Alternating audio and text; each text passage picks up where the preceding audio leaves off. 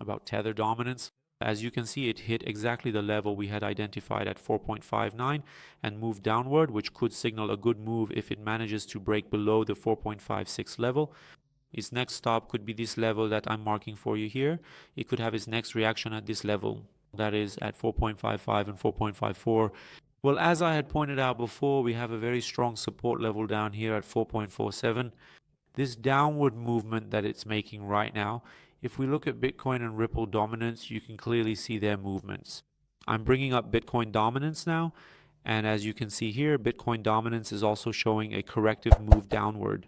When you see that both Tether dominance and Bitcoin dominance are moving downward, well, you can expect to see a good upward movement in altcoins. Right now, we can see that in the 1 hour time frame, it's moving sideways around 58.5%. And if it manages to break through this level that it has formed up here on this order block right here, it could continue its upward movement toward 58%. Of course, considering the movements we're seeing in the market, it's not at all unlikely that in the coming hours, Bitcoin dominance could continue its upward movement.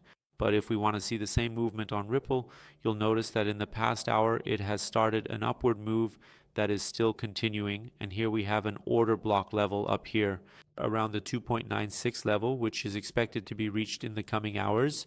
Of course, all of this depends on you not losing the lower level you established on Ripple, which is around 2.70 to 2.71. You need to pay attention to this level. Of course, before it reaches this level, there are other support levels along the way that can provide support.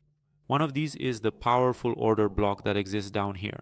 Of course, in the short term, that's around 2.76 to 2.78.